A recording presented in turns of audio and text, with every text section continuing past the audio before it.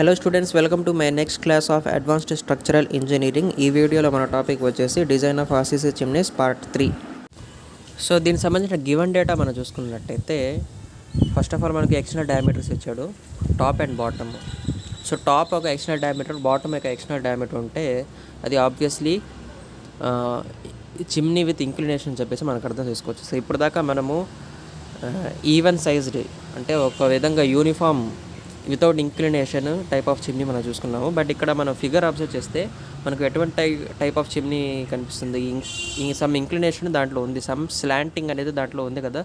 So రెండు sides walls చూస్తుంటే అది బ్రిక్ సైడ్ స్లాంటింగ్గా బెండ్ అయి ఉన్నట్టు మనకు కనిపిస్తుంది. సో ఇంక్లినేషన్ బేసికల్లీ అది ఎలా వచ్చిందంటే టాప్ ఒక డయామీటర్, బాటమ్ ఒక డయామీటర్ ఉంటుంది అనమాట. సో మనకు క్వశ్చన్లో బాటమ్ డయామీటర్ ఒకటి ఇచ్చాడు, టాప్ డయామీటర్ ఒకటి ఇచ్చాడు. దాని ద్వారా మనకు ఈ విధంగా చిమ్నీ ఉంటుందని చెప్పేసి మనం ఇలాగే అర్థం చేసుకోవచ్చు. అండ్ అదేవిధంగా మనకు షెల్ థిక్నెస్ ఇచ్చాడు, ఇక్కడ విజిబుల్గా లేదు బట్ నేను చెప్తున్నాను. షెల్ థిక్నెస్ వచ్చేసి టాప్ దగ్గర 200 mm అండ్ అదేవిధంగా బాటమ్ దగ్గర 400 mm అని చెప్పేసి ఇవ్వడం జరిగింది. సో నేను ఇప్పుడు దాకా ఏమేమి ఇచ్చాయో ఇంకోసారి చెప్తున్నా చూడండి, రెడ్డింగ్తో డ్రా చేస్తున్నాను. సో ఎక్స్టర్నల్ డయామీటర్ ఒకటి ఇచ్చాడు, that is 4.8 metre. So external bottom diameter, అదేవిధంగా ఎక్స్టర్నల్ టాప్ డయామీటర్ 4 మీటర్. ఓకేనా. అదేవిధంగా షెల్ థిక్నెస్ ఓకేనా, టాప్ దగ్గర ఎంత అంట 200 mm అండ్ బాటమ్ దగ్గర ఎంత 400 mm. ఓకే. అండ్ అదేవిధంగా ఇక్కడ కూడా 200 mm ఉంటుంది అండ్ అదేవిధంగా ఇక్కడ కూడా 400 mm ఉంటుంది. షెల్ థిక్నెస్ అంటే వాటి యొక్క ఆ కాంక్రీట్తో తయారు చేయబడిన వాల్స్ యొక్క థిక్నెస్. ఓకే. ఇంకపోతే thickness of concrete at bottom okay 400. And అదేవిధంగా విండ్ ఇంటెన్సిటీ మనకు 1.8 kN/m² ఇవ్వడం జరిగింది. Lining okay, that means brick lining వచ్చేసి 100 mm. బ్రిక్ లైనింగ్లో ఎటువంటి ఇంక్లినేషన్ ఇవ్వం మనము, అదే యాజ్ ఇట్ ఈస్ అదేవిధంగా మనం ప్లేస్ చేస్తాము. అండ్ ఎయిర్ గ్యాప్ ఏదైతే ఉందో, ఎయిర్ గ్యాప్ తెలుసు కదా, ఈ మధ్యలో ఉండే ఎయిర్ ఓకే ఎయిర్ గ్యాప్, ఈ మధ్యలో ఉండే air gap okay 1 minute select చేయలేదు. ఈ మధ్యలో ఉండే ఎయిర్ గ్యాప్, ఈ మధ్యలో ఉండే ఎయిర్ గ్యాప్ వచ్చేసి ఎంతంట 100 mm అని చెప్పేసి మనకు ఇవ్వడం జరిగింది. ఓకే. ఇంకా ఏమేమి ఇచ్చాడు మనకు, లైనింగ్ ఓకే. లైనింగ్ ఇది వచ్చేసి దీని యొక్క థిక్నెస్ 100 mm. బ్రిక్ లైనింగ్ ఏదైతే మనం ప్రొవైడ్ చేస్తామో దాని యొక్క థిక్నెస్ 100 mm. ఇక నెక్స్ట్ పోతే టెంపరేచర్ మనకి ఇవ్వడం జరిగింది 70 degrees Celsius. కోషోడా థర్మల్ ఎక్స్పాన్షన్ మనకి ఇవ్వకపోయినా కానీ 11 × 10⁻⁶ per degree Celsius. Okay. And okay, ఇక్కడ మైనస్ అని ఉంది, మైనస్ లేదు ఇక్కడ, యాక్చువల్గా మైనస్ చేసేయండి. 11 × 10⁻⁶ అంటే ఎక్స్పోనెంట్ పవర్. ఇక్కడ -6కి మైనస్ ఉండేది, యాక్చువల్గా ఇక్కడ 6కి మైనస్ ఉండేది. ఓకే, ఇక్కడ రాయట్లేదు అందుకు, ఈ 6కి మైనస్ ఉండేది. అండ్ అదేవిధంగా యూనిట్ వెయిట్ ఆఫ్ లైనింగ్ ఏదైతే ఉందో అది 22 కాదనమాట, ఇక్కడ మనకు 20 ఎస్పెషల్లీ ఇవ్వడం జరిగింది. సో కాబట్టి మనం 22 కాకుండా 20, అదర్వైజ్ ఇవ్వకపోతే మనం 22నే తీసుకుంటాం ఆబ్వియస్లీ. అండ్ అదేవిధంగా యంగ్స్ మాడ్యులస్ ఆఫ్ స్టీల్ మనకి ఇక్కడ ఎంత ఇవ్వడం జరిగిందంటే 210 × 10³ Nm² ఇవ్వడం జరిగింది. ఆల్మోస్ట్ అది కూడా 2 × 10⁵ అనే చెప్పొచ్చు, బట్ సమ్ వేరియేషన్ వచ్చింది. ఓకేనా. 2 × 10⁵ బదులు దీన్ని మనం ఎలా రాయొచ్చు, దీన్ని మనం 2.1 × 10⁵ రాయొచ్చా లేదా. So obviously some mild steel కాకుండా some other type of steel దేంట్లో అయితే యంగ్స్ మాడ్యులస్ ఎక్కువగా ఉందో అటువంటి టైప్ ఆఫ్ స్టీల్ యూస్ చేసామని చెప్పేసి దీని అర్థం, అంతే, ఇంకేం లేదు. ఇకపోతే సూటబుల్ డైమెన్షన్స్ అజ్యూమ్ చేసుకోవడము. సో ఇంకా మనకి ఏమేమి కావాలంటే ఎక్స్టర్నల్ డయామీటర్ మనకు already okay. Internal diameter D0 4.4 meters, ఎందుకంటే ఇక్కడ 200 పోయింది, ఇక్కడ 200 mm, ఇక్కడ 200 అంటే టోటల్లీ 0.4 mm పోయింది, అంతేనా. సో కాబట్టి అది 3.6 ఉంటుంది, 3.6. అండ్ ఈ 4.8లో 8 పోయింది, ఇటు 4 పోయింది, అంటే టోటల్లీ 0.8 పోయింది. కాబట్టి 4 meters ఇక్కడ 4 meters, ఇక్కడ 4.8 meters, ఇక్కడ 4 meters, ఇక్కడ 3.6 meters. So totally external diameter ఒక యావరేజ్ నేను తీసాను అనుకోండి, ఏమవుతుంది అప్పుడు పైన 4 కింద 4.8, 4 + 4.8/2 చేస్తే కనుక నాకు ఎంత వస్తుంది 4.4 వస్తుంది. సో అదే ఇక్కడ ఎక్స్టర్నల్ డయామీటర్ ఓవరాల్గా నాకు రాయడం జరిగింది.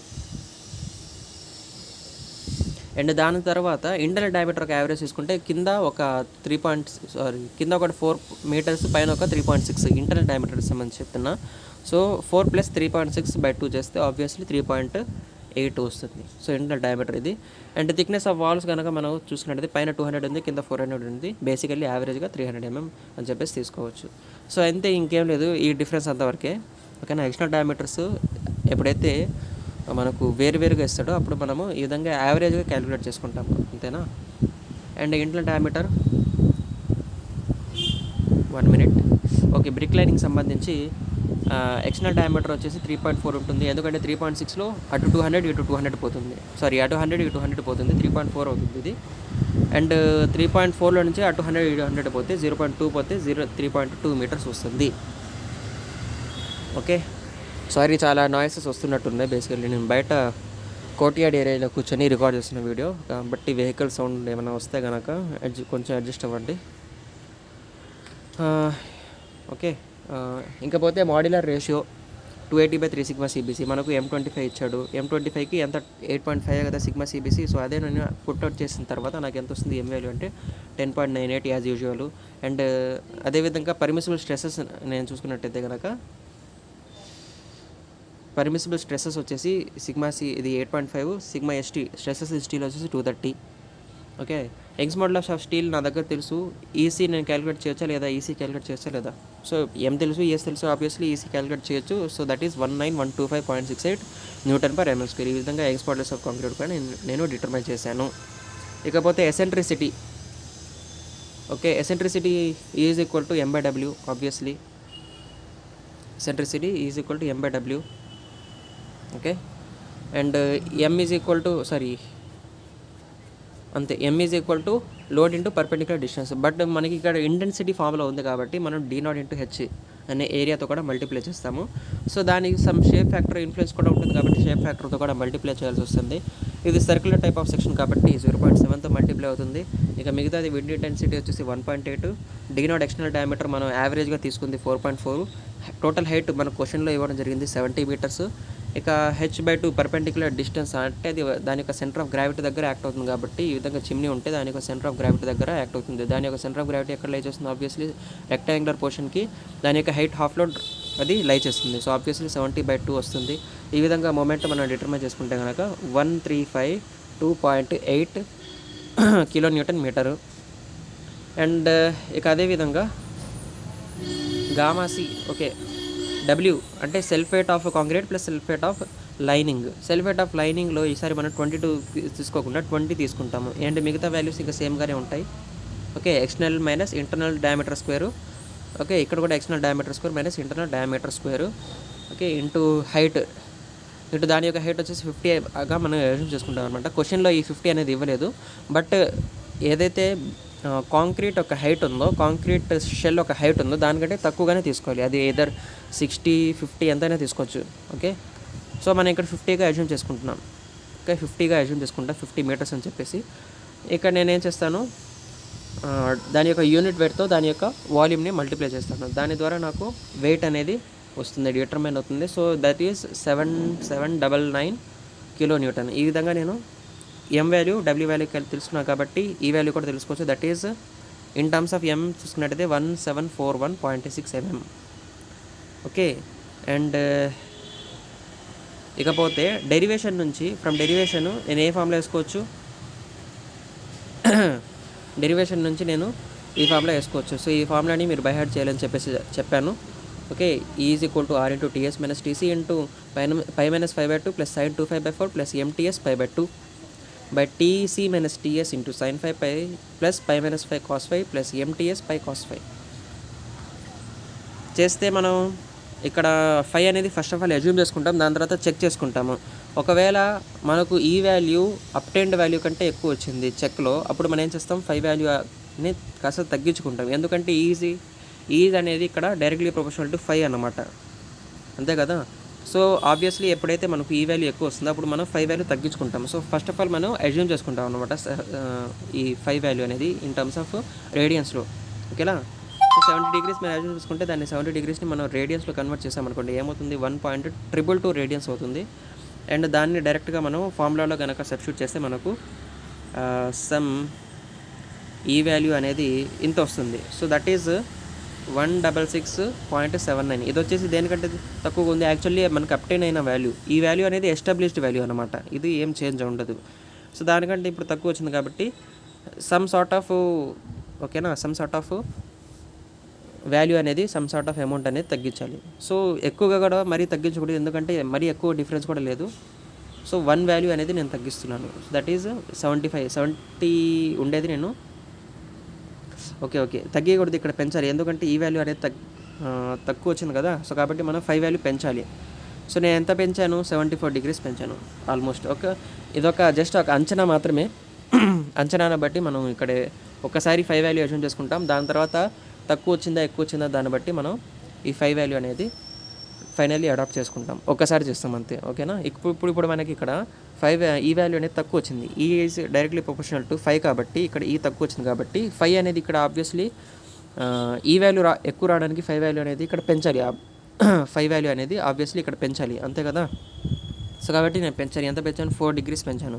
సో దాన్ని రేడియన్స్లో కన్వర్ట్ చేసుకుంటే నాకు ఎంత వచ్చింది, 1.291 రేడియన్స్ వచ్చింది. అండ్ అదేవిధంగా డెరివేషన్స్ నుంచి ఈ ఫార్ములా కూడా వస్తుంది. ఈ ఫార్ములా మనం ఎందుకు ఇస్తాం, బేసికల్లీ సిగ్మా సి క్యాలిక్యులేట్ చేయడానికి ఇస్తాం, అంతే కదా. 5 వాల్యూ ఆల్రెడీ మనకు తెలుసు. టీసీ తెలుసు. టీసీ అంటే thickness of concrete shell, that is 300 mm యావరేజ్గా వచ్చింది. టీఎస్ అంటే 1% ఆఫ్ ద థిక్నెస్ మనం అజ్యూమ్ చేసుకుంటాం. సో టోటల్లీ అది థిక్నెస్ 300 ఉంటే 3 mmగా మనం థిక్నెస్ ఆఫ్ స్టీల్ని అజ్యూమ్ చేసుకుంటాం. ఈ విధంగా మనం అజ్యూమ్ చేసుకున్న తర్వాత టోటల్లీ డబ్ల్యూ వాల్యూ కూడా మనకు తెలుసు. ఇక్కడ 7799 × 10³ ఎందుకు వేస్తామంటే కిలో న్యూటన్లో న్యూటన్ కన్వర్ట్ చేయడానికి. కిలో న్యూటన్స్లో ఉండే కాస్త న్యూటన్లో కన్వర్ట్ అవ్వడానికి మనం 10³ మల్టిప్లై చేస్తాం. సో ఓవరాల్గా 4.669 Nm/m² వచ్చింది. ఇది వచ్చేసి మన పర్మిసిబుల్ స్ట్రెసెస్ కంటే కూడా తక్కువగానే ఉంది కాబట్టి స్ట్రెసెస్ ఇన్ కాంక్రీట్ దగ్గర మనం సేఫ్గానే ఉన్నాము అని చెప్పి చెప్పవచ్చు. అండ్ అదేవిధంగా స్ట్రెసెస్ ఇన్ స్టీల్ దానికి సంబంధించిన ఫార్ములా వచ్చేసి ఇది కూడా డెరివేషన్స్ నుంచి వస్తుంది. m∑c × 1 - cos 5 1 + cos 5 కాబట్టి దీని వాల్యూ వచ్చేసి 25.15 వచ్చింది. అండ్ ఇది కూడా 230 అంటే పర్మిసిబుల్ స్ట్రెసెస్ ఇన్ స్టీల్ కంటే కూడా తక్కువగానే ఉంది కాబట్టి మనం సేఫ్ అని చెప్పేసి కంక్లూడ్ చేయవచ్చు. దీని ద్వారా సెకండ్ స్టెప్ అనేది కంప్లీట్. ఫస్ట్ స్టెప్ వచ్చేసి డైమెన్షన్స్, దాని తర్వాత వెర్టికల్ రెయిన్ఫోర్స్మెంట్ డిజైన్, అదే కదా. ఇప్పుడు third step horizontal reinforcement design. దీనికి సంబంధించిన స్ట్రెసెస్ ఇన్ స్టీల్ ఫార్ములా వచ్చేసి VS/1.6 EFI × D. వి అంటే ఇక్కడ షియర్ ఫోర్స్ని ఎలా డిటర్మైన్ చేస్తాం మనం, జస్ట్ ఏదైతే వెయిట్ మనం డిటర్మైన్ చేస్తామో అదేవిధంగా దీన్ని కూడా మనం డిటర్మైన్ చేస్తాం. సో ఆల్రెడీ విండ్ ఇంటెన్సిటీ ఉంది, దాన్ని ఏరియాతో మల్టిప్లై చేస్తాము. సో షేప్ ఫ్యాక్టర్ ఇన్ఫ్లుయెన్స్ ఉంటుంది కాబట్టి షేప్ ఫ్యాక్టర్ కూడా మల్టిప్లై చేస్తాము. సో ఓవరాల్గా అది 388.08 kN మనకు అప్టైన్ అవుతుంది. ఇకపోతే A5 ఓకే, స్పేసింగ్ అనేది మనం ఎంతైనా అడాప్ట్ చేసుకోవచ్చు. So basically 150 mm horizontal reinforcement ఏదైతే మనం ప్రొవైడ్ చేస్తాం దాంట్లో 150 mm మనం మోడరేట్గా ఉంచుతాం వాల్యూ. సో 150 mmగా తీసుకుంటున్నాను. అండ్ అదేవిధంగా నేను 12 mm డయామీటర్ బార్స్ అజ్యూమ్ చేసుకున్నానంటే దానికి సంబంధించిన ఏరియా ఎంత వస్తుంది నాకు, π/4 × 12² = 113.097 mm² వస్తుంది. సో స్మాల్ డి అనేది ఇక్కడ average diameter, that is 4.4 metre. అంటే ఏదైతే క్యాపిటల్ డి ఎక్స్టర్నల్ డయామీటర్ ఉందో, క్యాపిటల్ డి నాట్ ఉందో అదే ఇక్కడ స్మాల్ డి అనమాట. దీంట్లో ఈ ఫార్ములాలో మనం పుట్ చేసే value. So that is 4.4 metres. Metre ఎంఎంలో కన్వర్ట్ చేసుకుంటే × 10³ మల్టిప్లై అవుతుంది. అండ్ నెక్స్ట్ మూవింగ్ ఫర్దర్ ఈ విధంగా మనం స్ట్రెసెస్ ఇన్ స్టీల్ డిటర్మైన్ చేస్తే కనుక 73.112 Nm² వస్తుంది. అండ్ అయితే పర్మిసిబుల్ స్ట్రెసెస్ ఇన్ స్టీల్ కంటే కూడా తక్కువగా ఉంది కాబట్టి సేఫ్ అని చెప్పేసి కంక్లూడ్ చేయవచ్చు. సో దీంతో థర్డ్ స్టెప్ కూడా కంప్లీట్ అయ్యింది. And combined effect due to wind force and temperature. So దీంట్లో బేసికల్లీ మన వర్టికల్ రెయిన్ఫోర్స్మెంట్ దగ్గర కూడా చెక్ చేయాలి స్ట్రెసెస్ అనేవి ఎక్కువగా వస్తున్నాయి తక్కువగా వస్తున్నాయి అని చెప్పేసి. అండ్ అదేవిధంగా హారిజాంటల్ రెయిన్ఫోర్స్మెంట్ దగ్గర కూడా సేఫా కాదని చెప్పేసి చెక్ చేయాలి. వర్టికల్ రెయిన్ఫోర్స్మెంట్ దగ్గర 3 పొజిషన్స్ ఉంటాయి. వర్టికల్ రెయిన్ఫోర్స్మెంట్ దగ్గర స్టీల్ అనేది మ్యాక్సిమం కంప్రెషన్ ఫైబర్ దగ్గర కూడా మనం చెక్ చేయాలి, న్యూట్రల్ యాక్సిస్ దగ్గర కూడా. అండ్ అదేవిధంగా ఎక్కడ బాటమ్ మోస్ట్ ఫైబర్ ఏదైతే ఉందో అక్కడ కూడా మనం చెక్ చేయాలి. But horizontal reinforcement only neutral axis దగ్గరే మనం ప్రొవైడ్ చేస్తాం కాబట్టి న్యూట్రల్ యాక్సిస్ సంబంధించి ఏదైతే ఫార్ములా ఉందో ఆ ఫార్ములానే మనం అడాప్ట్ చేస్తున్నాం కాబట్టి దాంట్లో ఉండే A1 values A1 K1 P1 ఇవి మారుతాయి అనమాట. అంతే, దాని నుంచి ఇంకా ఏం డిఫరెన్స్ ఉండదు. So first of all vertical reinforcement సంబంధించి మనం చూసుకున్నట్టయితే న్యూట్రల్ యాక్సిస్ దగ్గర మనం క్యాలిక్యులేట్ చేయాలంటే మన దగ్గర ఉండే ఫార్ములా వచ్చేసి K = -MP + √m² p² + 2 MPa. దీని నుంచి మనం K వాల్యూ మనకు అప్టైన్ అవుతుంది. బట్ ఎం వాల్యూ అంటే ఆల్రెడీ మనం అప్టైన్ చేసుకున్న మాడ్యులర్ రేషియో. పీ వాల్యూ అనేది పర్సెంటేజ్ ఆఫ్ టెన్సైల్ అది రెయిన్ఫోర్స్మెంట్, అది టీఎస్/టీసీ చేస్తే మనకు వస్తుంది. సో ఓవరాల్గా 0.01 వస్తుంది. అండ్ అదేవిధంగా ఏ వాల్యూ వచ్చేసి దాని టీసీ మైనస్ D-/TC అనమాట. ఓకే, ప్రతి థిక్నెస్ ఆఫ్ కాంక్రీట్ దగ్గర ఎంత అమౌంట్ ఆఫ్ స్పేస్ అనేది ఆక్యుపై చేసింది. ప్రతి థిక్నెస్ దగ్గర ప్రతి స్టేజ్ దగ్గర ఎంత అమౌంట్ ఆఫ్ కాంక్రీట్ అనేది ఆక్యుపై చేసింది. ఒకవేళ మనం ఏదైతే నామినల్ కవర్ ఉందో, ఏదైతే ఎఫెక్టివ్ కవర్ ఉందో దాన్ని రిమూవ్ చేసేస్తే, ఎఫెక్టివ్ కవర్ మనం బేసికల్లీ 30 mm అడాప్ట్ చేసుకుంటే, లేకపోతే 35 mm 40 mm, సో మన రెసిస్టివ్ బట్టి ఎంతైనా మనం తీయవచ్చు. సో 30 mm మనం ఎఫెక్టివ్ కవర్ తీసేస్తే, సో అది thickness of concrete 300, effective cover 30/300 చేస్తే మనకు 0.9 అనే వాల్యూ వస్తుంది. సో ఓవరాల్గా ఈ విధంగా నేను పుట్అవుట్ చేసేస్తే నాకు కే వాల్యూ ఎంత వస్తుంది, 0.348 వస్తుంది. సో మీరు జస్ట్ వినడమే కాకుండా మీరు నోట్స్ కూడా మెయింటైన్ చేయాలి. నేను PDF కూడా ఆల్రెడీ అటాచ్ చేశాను ఫస్ట్ వీడియోలో ఏదైతే ఉందో డిజైన్ ఆఫ్ చిమ్నీస్ పార్ట్ 1లో. దాంట్లో మీరు ఈ నోట్స్ అంతా మీరు యాక్సెస్ చేసుకోవచ్చు. ఎక్స్ప్లెనేషన్ కోసం మాత్రం ఈ వీడియో. దీంట్లో మీరు రన్నింగ్ నోట్స్ కనుక మీరు ఫాలో అయితే మీకు ఈజీగా అండర్స్టాండబుల్గా ఉంటుంది అనమాట. ఒకవేళ ఎక్కడైనా అర్థం కాకపోతే పాజ్ చేసి వెనక్కి వచ్చి ఓకేనా వింటూ ఉండండి. ఒకవేళ మీరు నా వాయిస్ని ఫాలో కాలేకపోతే పాజ్ చేసి అప్పటి వరకు నోట్ చేసుకొని ఓకేనా వెళ్తూ ఉండండి. ఈ క్యాలిక్యులేషన్స్ అన్ని మీరు ప్రాక్టికల్గా చేస్తేనే మీకు ప్రాక్టీస్ అవుతుంది. ఓకే, ఈ విధంగా కే వాల్యూ మనం అప్టైన్ చేసుకుంటాం. కే వాల్యూ ఎందుకు మనకు σc and σs values calculate చేయడానికి. σc అండ్ σs వాల్యూస్ ఎక్కడైనా ఒకటే. అంటే effect of temperature, combined effect of temperature, wind మనం చూసుకున్నట్టయితే దాంట్లో σc σs వాల్యూస్ ఫార్ములాస్ ఈ విధంగా ఉంటాయి అనమాట. అది ఏదర్ న్యూట్రల్ యాక్సిస్ దగ్గర అయినా కానీ, మ్యాక్సిమం కంప్రెషన్ ఫైబర్ దగ్గర అయినా కానీ, టెన్సైల్ ఫైబర్ దగ్గర అయినా కానీ ఫార్ములాస్ మాత్రం ఇవే ఉంటాయి అనమాట. కే వాల్యూస్ మనకు ఒక్కో పొజిషన్ దగ్గర మారుతూ ఉంటాయి. సో ఇక్కడ మనకు కే వాల్యూ 0.348 వచ్చింది. ఇక మిగతాది ఈసీ వాల్యూ ఆల్రెడీ స్టార్టింగ్లో అప్టైన్ చేసుకున్నాం. ఆల్ఫా వాల్యూ 11×10⁻⁶, హైట్ వచ్చేసి 70. ఈ విధంగా చేస్తే కనుక మనకు 5.12 Nm/mm², అండ్ అది 11.33 Nm/mm². ఈ 11.33 ఎలా వచ్చింది, 8.5 కాస్త 11.33 ఎలా వస్తుందంటే 33.33% అనేది మనం కంబైన్డ్ ఎఫెక్ట్ వల్ల పెంచాల్సి వస్తుంది. ఓకేనా, దాంట్లో పర్మిషన్ అనేది ఎక్కువగా ఇవ్వాల్సి వస్తుంది ఆబ్వియస్లీ. సో హవెవర్ 8.5 కంటే ఈ 5.12 అనేది తక్కువగానే ఉంది. ఎలా చూడాలన్నా కానీ, ఒకవేళ 8.5 అయినా కానీ ఈ 5.12 8.5 కంటే తక్కువగానే ఉంది. సో ఎలాగైనా అది సేఫ్గానే ఉంది అని చెప్పేసి మనం చెప్పవచ్చు.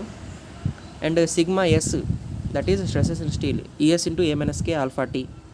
ఓకే, ఏ వాల్యూ అప్టైన్ చేస్తాం 0.9, కే వాల్యూ 0.348. ఈ విధంగా ఓవరాల్గా నేను 89.26 Nm/mm² అప్టైన్ చేశాను. That is less than 306. ఈ 230 కాస్త 306 ఎలా అయింది, ఓకే 33.33% ఇంక్రీజ్ చేస్తాను. అంటే దట్ మీన్స్ 1 + 0.33తో లేకపోతే 1.33తో నేను ఏం చేస్తాను, మల్టిప్లై చేస్తాను ఆ 230 వాల్యూని. ఈ విధంగా సేఫ్ అని చెప్పేసి నేను కంక్లూడ్ చేయవచ్చు. సో ఇది కూడా ఆల్రెడీ 306 కాకపోయినా కానీ 230 కంటే కూడా ఈ వాల్యూ ఏముంది, లెస్ దాన్గానే ఉంది ఎలాగైనా.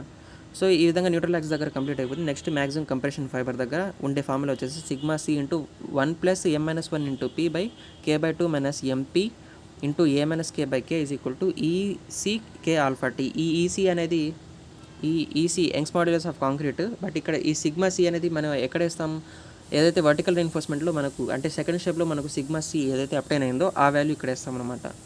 బట్ మనం ఇక్కడ క్యాలిక్యులేట్ చేసే σc ఏంటి, that is due to combined effect of temperature and wind అన్నమాట. ఇది due to temperature and wind. Okay, ఇది వచ్చేసి వర్టికల్ రెయిన్ఫోర్స్మెంట్లో వచ్చే స్ట్రెసెస్ అన్నమాట. రెండింటికి డిఫరెన్స్ అర్థమైంది అనుకుంటా. అదేంది ఇక్కడ σc వాల్యూ వేసుకుని మళ్ళీ σc క్యాలిక్యులేట్ చేశారు అని చెప్పేసి మీకు డౌట్ రావాల్సిన అవసరం లేదు. ఫస్ట్ 2 ప్రాబ్లమ్స్ చేసిన వాళ్ళకి ఆల్మోస్ట్ ఈ ప్రాబ్లం కూడా పెద్ద ప్రాబ్లం ఉండదు సాల్వ్ చేయడానికి. సో ఈ విధంగా ఫార్ములా వేసుకుంటాము. ఓకే, అండ్ ఈ విధంగా మాడ్యులర్ రేషియో, పీ వాల్యూ, ఏ వాల్యూ ఏం మారవు ఇంకా.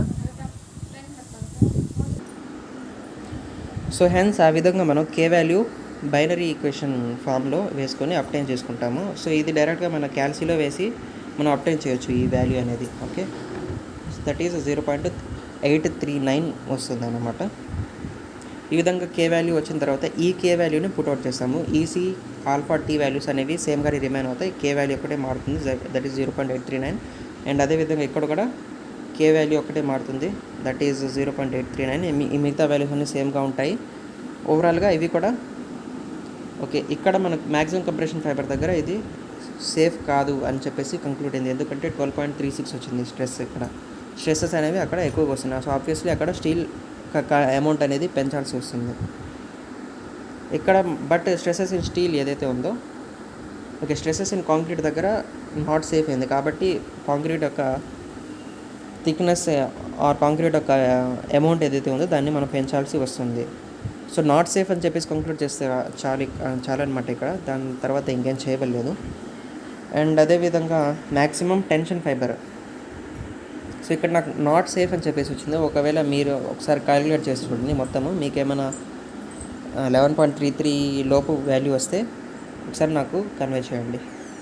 So similarly maximum tension fibre దగ్గర దానికి సంబంధించిన ఫార్ములా వచ్చేసి sigma S into P by MP into A minus K by K minus K by 2.